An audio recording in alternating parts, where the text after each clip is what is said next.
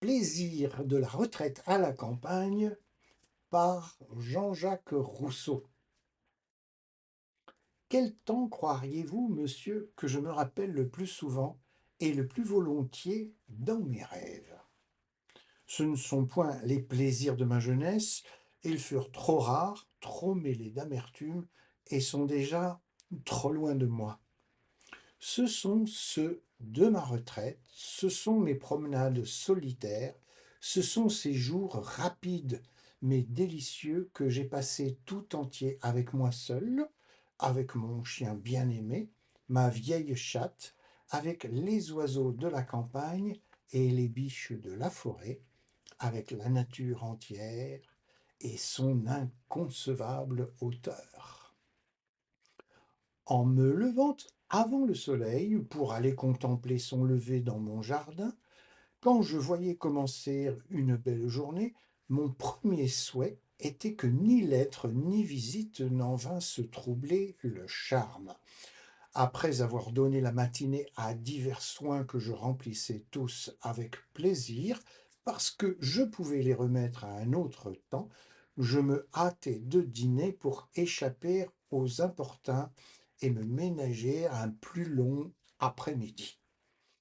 Avant 1 heure, même les jours les plus ardents, je partais par le grand soleil, pressant le pas dans la crainte que quelqu'un ne vînt s'emparer de moi avant que j'eusse pu m'esquiver.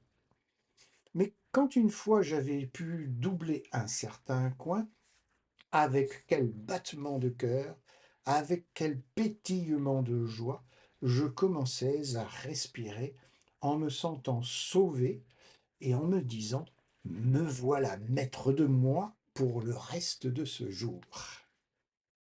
J'allais alors d'un pas plus tranquille chercher quelques lieux sauvages dans la forêt, quelques lieux déserts, quelque asile où je pusse croire avoir pénétré le premier et où nul tiers importun ne vint s'interposer entre la nature et moi.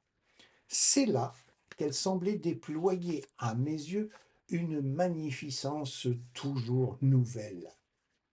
L'or des genêts et la pourpre des bruyères frappaient mes yeux d'un luxe qui touchait mon cœur.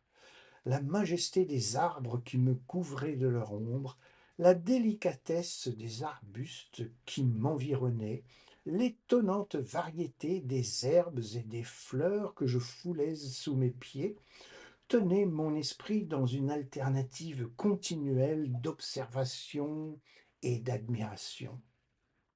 Le concours de tant d'objets intéressants qui se disputaient mon attention, m'attirant sans cesse de l'un à l'autre, favorisait mon humeur rêveuse et me faisait souvent redire en moi-même: «Non, Salomon, dans toute sa gloire, ne fut jamais vêtu comme l'un d'eux».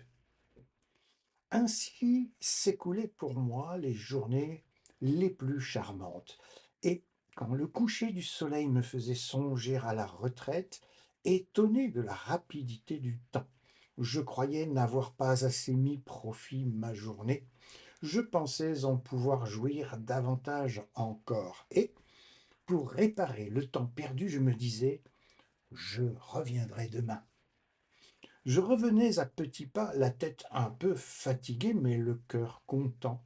Je me reposais agréablement au retour, en me livrant à l'impression des objets, mais sans penser, sans imaginer, sans rien faire autre chose que sentir le calme et le bonheur de ma situation.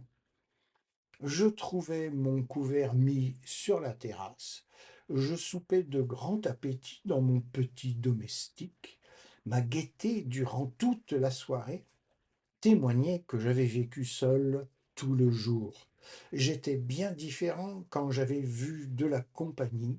J'étais rarement content des autres et jamais de moi.